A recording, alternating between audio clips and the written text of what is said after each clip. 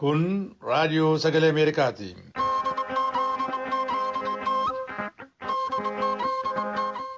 Raadiyoon sagalee Ameerikaa wixataa qabee haga jimaataatti galgala keessaa sa'a 2 jalqabee haga sa'a 3tti meetir baandii 22, 25 irratti Waashingtan DC irraa kan dabarsu sagantaa afaan Oromoo amma jalqaba.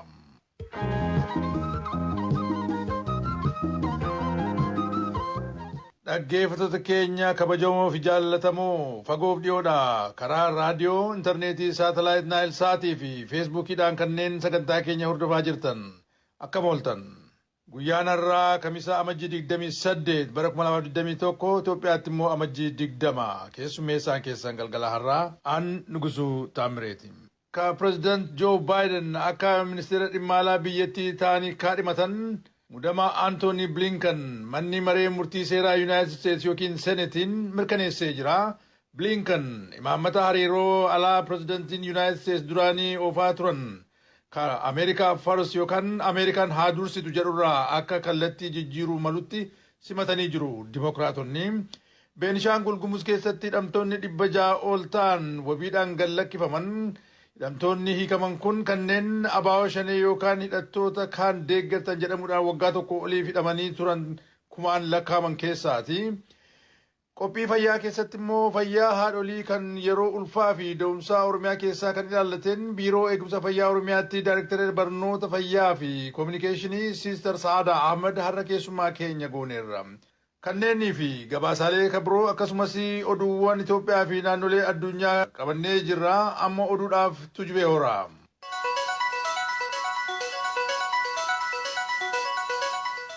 Attamooltaan dhaggeeffattoota keenyaa oduun galgala kanaaf qabnu kunoo. Itoophiyaa keessaa lammiiwwan qe'ee ofiirraa buqqa'uuf haleellaaleen sanyii irratti hundaa'an akka itti fufu adda addummaan hoogganoota naannoo gidduu jiruuf hariiroon gaarii hin taane jiraachuun ka gumaache keessaa tokko ta'uu afaan yaa'iin mana maree federeeshinii Adam Faaraa ibsanii jiran. Adam kana ka dubbatan walga'ii pireezidantiiwwan naannoo Oromiyaa, Amaaraaf Affaar akkasumas hojii raawwachiisaan bulchiinsa yeroo ka Tigraay bakka argamanitti marii geggeessame irratti ture. Hojii geggeessaan bulchiinsa Tigraay kan yeroo Dr. Muluu Naggaa akka ibsanitti yeroon kun yerootti naannoon Itoophiyaa kamiyyuu waa'ee daangaa bulchiinsaa itti yaadu miti jedhan. Pireezidantiin mootummaa naannoo Oromiyaa Shimallis Abdiisaa gama isaaniin mootummoonni naannoo akka hollaa hamaatti wal ilaaluun qaban jedhaniiru. Afaan yaa'iin mana maree federeeshiniitti dabaluudhaan mootummoonni naannoo hariiroo uummachuun akeekisaa rakkoo jiru waliin ta'anii furmaatatti kennuuf gargaara jedhaniiru. Pireezidantiin naannoo Amaaraa obbo Agenyoon gama isaaniin tokkummaa fi obbolummaa uummattootaa cimsuuf qooda olaanaa akka gumaachuuf bulchiinsawwan waan ta'aniif mariin kun tokkummaa biyyoolessaaf bu'uura ta'a jedhaniiru. Bulchaan yeroo kan naannoo Tigraay Dr. Muluun gama isaaniin tokkummaa Itoophiyaa mirkaneessuuf dallaa sabummaa keessaa ba'uutu barbaachisaadha jedhan. Pireezidantiin naannoo Amaaraa obbo Agenyoo Tashaagar hojii geggeessaan bulchiinsa Tigraay kan yeroo Baahir Daaritti argamuun uummata Amaaraaf Tigree gidduu hariiroo jiru ka cimsu tarkaanfii barbaachisaa ta'uu ibsaniiru jedhan jechuudhaan Asteer Misgaanaaw gabaasteetti. Sochii waraanaa naannoo Tigraay keessa turerraan kan ka'e manneen barnootaa cufamanii turan kan naannoo Waajjaa Xummuugaa keessaa banamanii jiran. Barattoonni sadarkaa tokkoffaatti afaan isaanii jalqabaan akka baratan gaaffiin dhiyaate manneen barnootaa utuu hin banamin boodatti akka harkifataniif sababaa ta'e. Manneen barnootaa kun yeroo ammaa waggoota 30 booda qooda afaan Tigree afaan Amaaraan akka baratan ta'ee jira. Waajjaan Xummuugaa naannoo Tigraay keessaa bakka sochiin eenyummaa Amaaraa keessatti geggeessamaa ture ta'uu Masfin Arraagee gabaaseera. Jaarmiyaan gargaarsa daa'immanii kaleessa ibsatuuta oduuf kenneen naannoo Tigraay keessatti sababaa walitti bu'iinsaaf torbanneen 12 darbaniif hanqinni gargaarsa namoomaa waan jiruuf daa'imman miliyoona 1.3 dararamaa jiraachuu beeksisee jira. UNICEF dhiibbaa ijoollee irra jiru qorachuuf daandiin saaqamaa waan hin taaneef haalli jiru daran hamaa ta'uu ibsichi beeksisee jira. Haala jiru ilaalchisee kan nuti beeknu xiqqoodha. Haalli daran nama jeequ jiraachuu mala ka jedhu yaaddoo keenyaa jedha UNICEF. Keellaaleen eegumsa fayyaa waan manca'aniif jecha kunuunsa eegumsa fayyaallee dhaabbatee jira jedheera. Kanarraan kan ka'e naannoo Itoophiyaa jeeqamaan raafamaa jirtu kana keessa talaallii kennuun hin danda'amne sababa hanqina boba'aan kan ka'e humni ibsaa waan hin jiraanneef bishaaniif caasaan qulqullina eeguuf ta'ullee hin jiru jedha ibsi kun. Ijoolleen gamasii baatii sadaasaa erga lolli mootummaaf humnoota naannoo gidduutti ka'ee as hanqina nyaataan dararamaa ka jiru ta'uu ibsi UNICEF beeksisee jira. Ijoollee kana dhaqqabuuf mootummaan Itoophiyaa hojjettoota mootummaaf mindaa akka baasu akkasumas hojjettoota gargaarsa namoomaaf daandiin akka saaqamu gaafateera. Ijoollonni maatii isaaniitti adda ba'an kanneen 300 ta'an moora baqattootaa Sudaan keessa jiraachuu ibsuudhaan biyya ofii keessatti qe'eerraa kan buqqaan hedduun jiraachuullee jaarmichi akeekkachiisee jira. Waggaa 2 dura gatii daabboof boba'aa ol ka'uu isaatiin mormiin guddaan Sudaan keessatti ka'ee ture. Baatilee 4 hiriirri mormii geggeessaman hoogganaan yeroo dheeraa pireezidaant Omar al-Bashir aangoo irraa akka bu'an akkasumas hoogganoota deeggartoota diimokiraasii kan of keessaa qabu mootummaan ce'umsaa akka hundeeffamuuf sababaa ta'ee jira. Innaa sana lammiiwwan Sudaan hedduun biyyi isaanii daandii jijjiiramaa guddaa qabatte jedhanii abdataa turan. Garuu torban kan lammiiwwan biyyattii kumaan lakkaa'aman haaluma wal fakkaatuun gatiin meeshaalee fedhii bu'uuraa ol ka'uu isaa mormuuf daandiitti ba'an. Sahar Al-Jazuul miseensa koree alkalkaalaa Abu Adam kan mormii torban kanaa qindeesse keessaa tokko yoo ta'an uummanni sharafi gatii akkaan gaccabuusaa nuffee jiraa jedhan. Gulaalaan gaazexaa kaartuum marsariitii irratti maxxanfamuu Mohammad Ali Faazrii akka jedhetti mormitoonni hangi tokko yoo haalli jiru battalan fooyya'u ta'e mootummaan ce'umsaa sun guutummaan diigamuu qaba jechuun dubbataa jiraachuu isaanii ibsee jira. Oduun galgala kanaaf qabnu kanuma.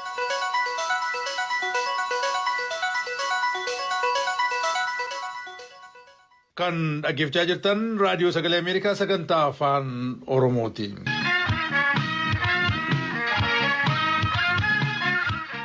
Naannoo Beenishaangul Gumuz godina Matakkal keessatti riphee loltoota mootummaan ABO shanii ittiin jedhee waamuu fi humnootii kanneen biroo deeggaruutiin wal qabatee shakkamanii waggoota muraasaa fi baatiiwwanii fi namoonni hidhamanii turan gadhiifaman jedha Naakoor Malkaa gabaasa ergeen isaan keessaas hagi tokko dubbataniiru. Namoonni ammallee mana hidhaa keessatti hafan akka jiran immoo maatiin keessaa ni dubbatu. Gabaasa guutuun kunooti. Naannoo Beenishaangul Gumuz godina Matakkalitti waggoota 2 fi 3 darban keessatti rakkoo nageenyaa godina Matakkal keessatti uumamaa ture wal qabatee namootni hidhamanii turan 614 mirga wabiitiin gadhiifamuu isaanii godina Matakkalitti kan dhaabbate bulchiinsi koomaandoo poostii tibba kana beeksisee jira.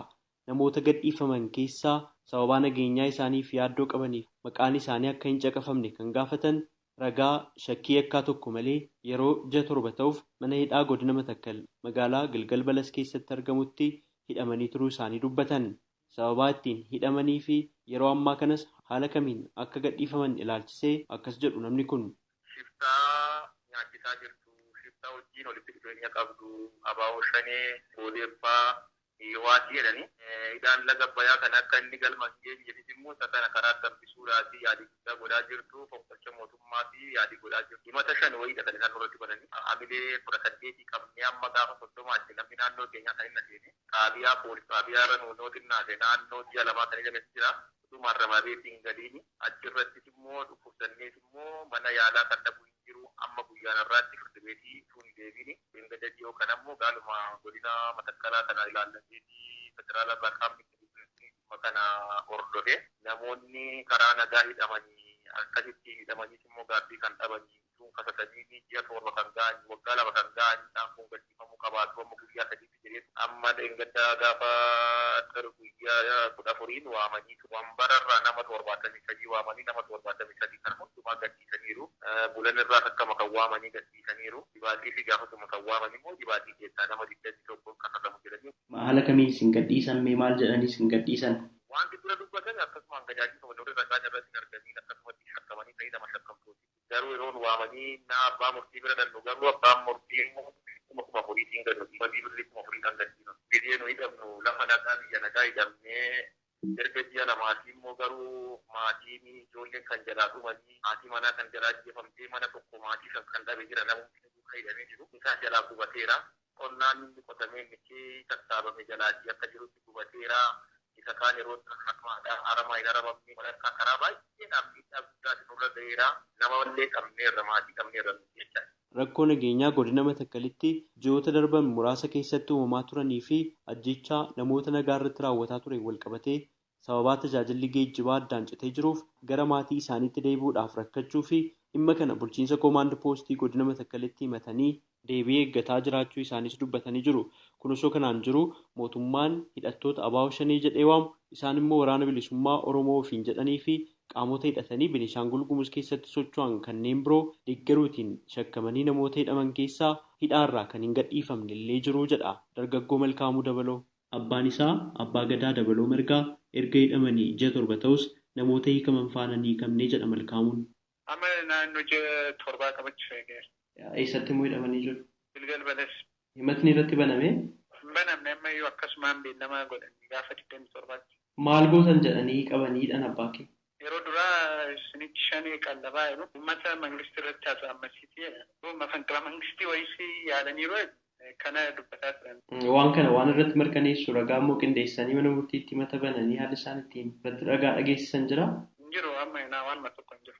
Amma abbaan kee haala maalii keessatti argamu hojjetta?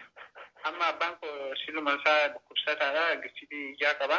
Warrumtii jiran amma nama guddaadha. Naannoo 21 gahu hundumtuu nama guddaadha dhukkubsata. Dhukkuba adda addaa qabu. Yaaliidhaaf immoo eeyyamanii fi bakka itti yaalamaa jiru? Nisaa eeyyamaa fi jiru. Ergaan dabarsuu qabu yoo qoratanii bo'ooteessi qoratamudha. Garuu amma inaatti qisima tokko maleedha kan isaan akkasii hidhamaa jiran. Waa'ee namoota naannoo Beenishaangul Gumuz mana hidhaa godina Matakkal keessaa gadhiifamanii fi namoota hin gadhiifamne jechuun miseensota maatii keessaa hagi tokko komii irratti dhiyeessaa jiran ilaalchisee aangawoota Koomishinii Poolisii naannoo Beenishaangul Gumuzii fi abbaa alangaa waliigalaa naannichaatiif irra deddeebiidhaan bilbillus sababa dhimmichi bulchiinsa koomaandoo poostii ilaallatuuf isaaniin gaafadhaa jedhan.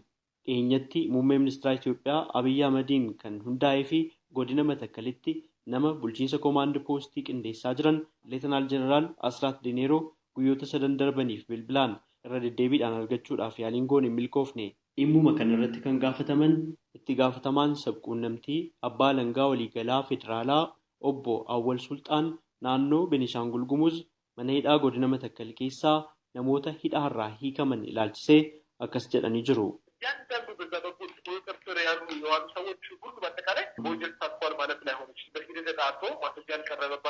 Tokkoon namootaa poolisiitiin qabamanii hidhaman yakka irratti waan hirmaatanii fi jechuu miti ta'a. Seeraan qulqullaa'ee namoota ragaan irratti hin dhiyaanne wabiitiin akka gadhiifaman taasifamaa yookaan adeemsi himannaa isaaniis addaan citee haalli ittiin gadhiifaman ni jira. Kanaafuu godina Matakkalitti jettee lakkoofsite amma caqaste isaa ol yookaan gadis ta'uu danda'a. Yeroo namootni kunneen gadhiifaman abbaan alangaa qorannoo poolisii waliin taasisaniin yakka ittiin namootni kun shakkaman irratti kallattiidhumaan hirmaannaa akka hin qabne mirkanaa'ee yeroo adeemsi qorannoo isaa adda citu yookaan immoo yakki ittiin shakkamanii qabaman mirga wabii kan hin dhorkisiisne ta'uu erga mirkanaa'ee booda mirgi wabii isaanii eegamee mana hidhaan ala ta'anii abbaan alangaa galmee isaanii irratti hanga murtoo kennutti akka hidhaa keessa hin turre yaadamee kan gadhiifamani jedhan.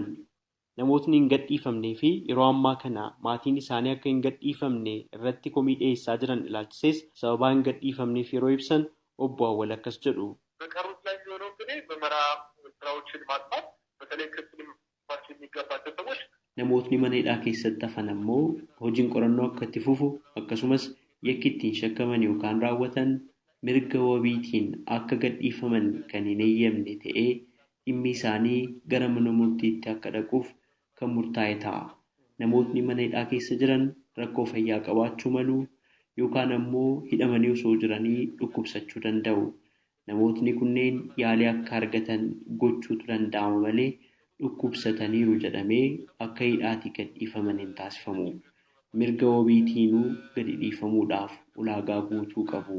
Dhibamaniiru jedhamanii mirga wabiitiin hin gadhiifamanii adeemsi himannaa seeraa isaanis addaan cituu hin danda'u jedhan. Naannoo Beenishaangul Gumuz godina Matakkal aanolee garaagaraa keessatti sababa haliillaawwan hidhattootni raawwataa turaniin lubbuun lammiilee nagaa hedduu kan darbee fi kanaan wal qabatee hangawootni ajjechaa kana keessaa harka qabu jedhamanii shakkaman to'atamanii jiru. Namootni hedduunis hidhamuun ni yaadatama. Raadiyoo Sagalee Ameerikaaf Naakoor Malkaa Amboorraa. Kan dhaggeeffachaa jirtan as Waashingtan DC irraa kan darbu raadiyoo Sagalee Ameerikaa sagantaa afaan Oromooti. Raadiyoodhaan meetira baandii 22 2531 irratti akkasumas saatalaayit naayil saatii fi feesbuukii keenya irratti kallattiin nu dhageessu haga xumura sagantaa keenyaatti nu waliin turaa jenna. Manni murtii seeraa Yuunaayitid Steetsi Seenetii kaadhimamaa ministirummaaf Joo Baayiden dhiyeeffatan keessaa ministeera dantaa alaa gochuudhaan Antoonii Bilinkan mirkaneessee jira. Kaatiriin Jiibsan akka gabaasteetti sirna mirkanii torbee kana Seenetiin Ameerikaa gaggeesseen deeggarsa 978 fi mormii 22 Antoonii Bilinkan ministeera dhimma diidaa Ameerikaa akka ta'an raggaase. Guutuu gabaasa kanaatiif immoo namoo daandii. Bilinken imaammata hariiroo alaa pireezidaantii Yuunaayitid Steetsi duraanii Doonaald Tiraamp oofaa turan kan Ameerikaa First yookaan Ameerikaan adursitu jedhurraa akka kallattii jijjiiruu malanitti simatan Dimookiraatonni. Senetii keessatti hoogganaan paartii sagalee yayyabaa Chaak Shumar waa'ee kanaan naa dubbatan. Mr. Blinken is just the right person to rebuild and reassert America's national security. Mr. Blinken waltajjii addunyaa irratti dantaalee biyyoolessaa Ameerikaa deebisee gadhaabuudhaaf meeshaa Ameerikaa isa duraa akka ta'e dippiloomaasii deebisee ijaaruudhaaf nama dandeettii qabu nama sirriidha jedhan. Bilinken waajjira mana maree Yuunaayitid Steetsi keessattis ta'e bara bulchiisa Baaraak Obaamaatti hoogganaa waa'ee imaammata hariiroo alaa muuxannoo waggoota kurnootaa qabanii. Paartii Riippaabilikaanirraa Senatar Rand Paul immoo dhimmicha akkanatti ibsan. Mr. Blinken has been a full-throated advocate. Mr. Blinken giddugaleessa ba'aa keessa humna waraanaan seenuu nama waggoota 20 dabraniif leellisaa ture. Yoo imaammata haaraa argachuuf kan jennu ta'e of gowwoomsaa jirra. Waanuma duraanuu ture sana deebisnee argannaa jedhan Paul. Senataroonni paartii Riippaabilikaanii kanneen biroonis Antoonii Bilinken muudamuu deeggaraniyyuu waa'ee waliigaltee dhimma niwukileeraa Iraan irratti kallattii mootummaan pireezidaantii haaraa kun qabatee jiru garuu ni morman. Riippaabilikaantichi kabiraan Jim Rich yaada kana calaqqisan. The JCPOA was a colossal failure. JCPOA ka jedhamu waliigalteen waa'ee sagantaa niwukileeraa Iraan bara 2015 Jenevaatti mallatteessame kufiinsa guddaadha. Imaammata alaa Ameerikaafis dogoggora guddaadha. Yeroo Bilinken waliin haasofnetti imaammata sana deeggaruu waan ilaalcha qabu ta'uu isaa mul'isne garuu pireezidaantii waliin waan hojjetuuf yaada pireezidaantii fudhatee gara waliigaltee sanaatti akka deebi'u ifa galaadhaa jedhan Senatar Jim Rich. Antoonii Bilinken torban dabre keessa ennaa waa'ee muudama isaatiif mana maree murtii seeraa duratti dhiyaatanii qoratamanitti waan yaaddessaan olaanaan waa'ee Chaayinaa ta'uu dubbatanii turan. We have to start by approaching China from a position of strength, not weakness. And the good news is ejjennoo keenya jabinaarraan Chaayinaatti dhiyaachuu jalqabuu qabna. Waan gaariin tokko waan akkana gochuudhaaf dandeettiin isaa irra caalaan harka keenya keessa jira.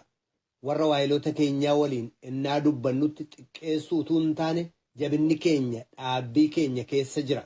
Yeroo Chaayinaa waliin dubbannu jabinni keenya achirraa maddaa jedhan Bilinken. Xiinxaltoonni akka jedhanitti ministirii dhimma alaa Yuunaayitid Steetsi daddaaqama keessa ture deebisanii ijaaruu ilaalchisees hojii cimaatu Bilinkeniin eeggata. Waaltaa American Progress jedhurraa Brian Katulis akkanatti ibsan. After 4 years of Pompeo and Tillerson and Trump, I think morale is quite geggeessummaa waggoota 4 Pompeo, Tillersoniif Tirampii booda amleen jiru baay'ee gad bu'aadha.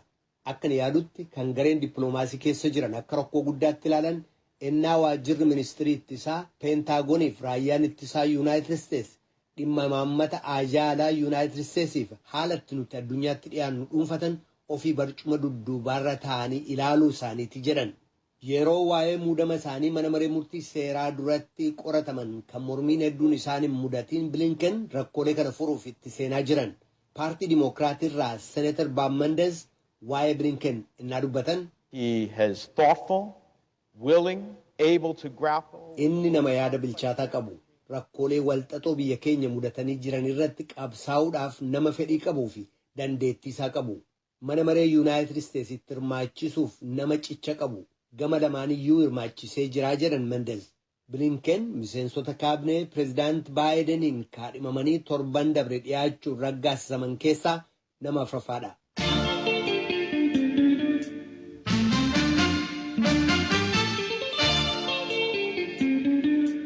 Kan dhaggeeffachaa jirtan raadiyoo sagalee Ameerikaa sagantaa afaan Oromooti. Qophii taantu ceenaa qophii fayyaa.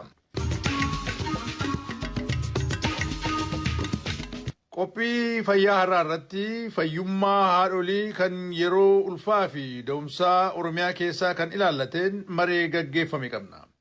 Biiroo Eegumsa Fayyaa Oromiyaatti Daayirektara Barnoota Fayyaa fi Kominikeeshinii Siister Sa'aadaa Ahmed keessummaa keenyadha jaallanneetu dubbise.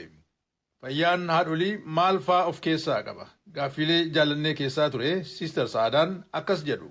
Fayyaa haadholee hoggaa jennu fayyaan haadholee waa hedduulee keessaa qaba. Kana keessaa haadholee hoggaa jennu dubartoota umriin isaanii waggaa 15 hanga 49 jidduu jiru kana haammata. Kana jechuun dubartoota umriin isaanii da'umsa keessa jiru jechuudha. Isaan kana fayyaa haadholii fi daa'immanii biroo keenyatti caalmatti kan xiyyeeffannee hojjennu tajaajila da'umsa duraa, tajaajila da'umsaatii fi tajaajila da'umsa boodaa irratti baay'ee xiyyeeffannee hojjenna. Wanni isa kanarratti baay'ee xiyyeeffannee hojjennus qorannoon adda addaa jechuunis Itoophiyaan Dimookiraatik Sarvee EDHS akka ibsutti qorannoo bara 2016 geggeeffame akka Itoophiyaatti da'umsaan wal qabatee dubartoonni 14,000 ta'an du'u malanii jeeqaa'ee jira. Kana keessaa kan Oromiyaa qorannoo kanarratti akka kaa'imetti dubartoonni 5,000 ta'an sababa tajaajila ulfaa fi da'umsaan wal qabatetti lubbuun isaanii darbu malaa jeeqan tilmaamame jechaadha. Kanarraa ka'uudhaan dubartoonni kun sababa ulfaa fi da'umsaatiin lubbuun isaanii kan dabarre biiroon keenya qaama dhimmi ilaalu hunda wajjin qindoomuudhaan hubannoo hawaasa keenyaa cimsuudhaan dubartoonni kun yeroo ulfa isaanii beekanii akka gama dhaabbilee fayyaa dhufanii tajaajila gahaa argatan gochuu irratti hojiin bal'aan hojjetamaa jira. Asirratti Siister Sa'aadaa yeroo ulfaa tajaajilli kennamaa jettan maal fa'i? Dura dubartiin takka akkuma ulfa ishii beektetti dhaabbilee fayyaa dhufuu qabdi. Yeroo ulfaa kanatti tajaajila adda addaa kennama. Tokko qorannoo laaboraatoorii adda addaa gaggeeffama. Qorannoo laaboraatoorii adda addaa kana hoggaa gaggeessinu inni tokko dhiiga isii ilaallaa. Dhiigni diimaan kun yookaanis hoomogiloobiin kan jennu kun hangam takka kan jiru kana laalamee isii kanaaf haalli qorichitti laatamu jira. Kan biraan maas qorannoo HIVnis yeroo ulfaa haadhallaa gama daa'immanitti waan gara handhuraatiin darbuu danda'uuf jecha isa kanarrattis qorannoon ni taasifamaati. Kan biraan maas dhibeelee adda addaa kan nafa saalaatti kun keessaa akka sibiilii yookaan cabtuu kan jennu kun akka gama daa'imaatti hin dabarre sunis yeroodhaan wallaansa barbaachisu argachuu danda'u. Qorannoon laaboraatoorii inni ulfaa haadhaa barbaachisu kun fayyaa siitiif wanni barbaachisu ni taasifama jechaadha. Dubartoonni garii kan dhibee adda addaa qabanii jira. Dhibeelee adda addaa kan jennu taate warra dhiibbaa dhiigaa qaban kanaa jira. Warra dhibee onnee qabanii jira. High risk factor yoo jennu dubartoota kunuunsii fi tajaajilli addaa barbaachisu kana addaan baafatee waan nu gargaaruuf jecha tajaajilli da'umsa duraa kun xiyyeeffannaa addaatiin irratti xiyyeeffamee du'aatii haadholee ulfaa wal qabatan hir'isuu keessa gahee olaanaa waan qabuuf jecha qixa kanaan irratti hojjetamaa jira jechaadha. Hordoffii akkasii yeroo ta'u dubartoota ulfaa fi rakkoo guddaa ta'ee wanti mul'atu maalidha? Akka waliigalaatti dubartootni kun yeroo tajaajila da'umsa duraa kana geggeessan tajaajilli kun fuula dura jijjiiramaa jira. Fuula duratti dubartiin ulfaa takka al-8 dhaabbilee fayyaatti ilaalamuu qabdu kan jiru akka federaalaatti hojjetamaa jiru ni jira. Haa ta'u malee hanga ammaatti immoo kan itti hojjetamaa jiru dubartiin ulfaa takka akkuma ulfasii beektee yoo xiqqaate al-4 dhaabbilee fayyaa deettee ogeessa leenjii argatanii ilaalamuu qabdi. Kana keessa ammoo tajaajilli isa jalqabaa ulfasii beektetti kan isa jalqabaatii fi kan isa afuraffaa kan isa dhumaa ogeessota olaanaadhaan ilaalamuu waan qabuuf jecha buufata fayyaa takka hospitaala naannoo sii jirutti ilaalamuu qabdi. Ji'a 9 keessatti jechuu keessanii? Ji'a 9 kana keessatti yeroo 4 argachuu qabdi. 4 kana keessa yeroo 2 buufata fayyaa yookaan hospitaalatti. Maaliif? Tajaajila isa jalqabaatii fi isa afuraffaa. Maaliif kan jettu taate ulfi kamiyyuu gaaga'ama qaba. Ani fayyaa qabeessa fayyaan kiyya guutuudha jettee ulfa eega qabaatte booda rakkoon yeroo kam akka qunnamu beekamu dubartii ulfa qabdu kanaaf. Yeroo jalqabaa irratti laaboraatooriin guutuun taasifamuuf qaba. Rakkoon isiin qabdu addaan bahuu qaba. Yeroo rakkoon isiin qabdu kun tajaajila addaan hin cinne yaalamuu kan qabdu taate bifa addaan hin cinneen beellamii kan nameefi deddeebitee akka tajaajila argattu taasifama. Inni afuraffaa immoo taa'umsi daa'imaa kun akkamii guddinni garaa keessa jiru kamii daa'imni kun fayya qabeessummaan isaa garaa keessatti kamii kan jiru kan fayyaa daa'imaatiif kan itti mirkaneeffatanii fi yoo tooftaa addaallee kan barbaachisu taate fakkeenyaaf amma tooftaa baqaqsanii yaaluutti yoo daa'imni baay'ee garaa keessa kan guddatu taate tooftaa akkasiitiif karoorfachuudhaaf inni afuraffaadha hospitaala yookaan buufata fayyaa ogeeyyii olaanaadhaan kan laalamu qabu jechaadha. Da'umsi haadholii kun wiirtulee fayyaatti akka ta'uudhaan kan jajjabeessitan. Inni guddaan maali tajaajila da'umsa duraa kana qofa kan nu osoo hin ta'in irra caalaa haati ulfaa kamiyyuu dhaabbilee fayyaa naannoo sii jirutti akka deessu hojiin bal'aan kan hojjetamaa jiru. Sana boodaas da'uu qofa osoo hin ta'in eega deesse booda fayyummaan isiitii fi fayyummaan daa'ima ittiin deessee sun tajaajila da'umsa booda argachuudha qabdi ogeessaa. Haa ta'u malee Oromiyaatti yookaan laallu taate ammallee hojii bal'aan nu afata. Bara 2012 keessatti dubartoota ulfaa keessaa warri tajaajila da'umsa duraa argatan 66 qofa. Bara darbee. Bara nammaa bara 2013 akka lakkoofsa Itoophiyaatti ji'a jahan dabre kana keessatti immoo dubartoonni silaa tajaajila da'umsa duraa argachuu qaban keessaa 63 qofa argatan. Tajaajila da'umsaa ammaas waggaa laallu bara 2012 keessa dubartoonni tajaajila da'umsaa dhaabbilee fayyaa keessatti argate yookaan dhaabbilee fayyaatti warri dahan 62 qofa. Kana jechuun ammallee haawwan keenya baay'ee mana dahaa jiran jechaadha. Baranuma keessa ammaas ji'a jahan amma dabre kana keessa bara 2013 akka lakkoofsa Itoophiyaatti kan fudhannu taate dubartoonni dhaabbilee fayyaatti dahan 62 qofa. Kana jechuun ammaas dubartoonni ji'a jahan amma keessa dabarre kana keessatti dubartoonni 38 ammallee mana dahaa jiran jechaadha. Inni kun gaa dubartootatu wiirtulee fayyaan dhaqu moo wiirtulee fayyaatu tajaajilaaf hin jiru?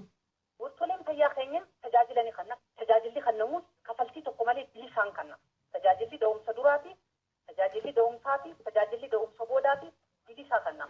Kafaltii tokkollee hin kafalchiisu dhaabbileen fayyaa keenya. Sa'a 24 guutuu dubartii da'umsaaf dhuftu ni qeebalti dhaabbileen fayyaa kamiyyuu. Haa ta'u malee haawwan keenya yookaanis hawaasni keenya dhimma kanarratti sirriitti hubatanii gama dhaabbilee fayyaa dhufanii dahuu irratti hanqinni bal'aan ni jira. Hanqinni kun ammoo sababa adda addaa qabaachuu ni mala.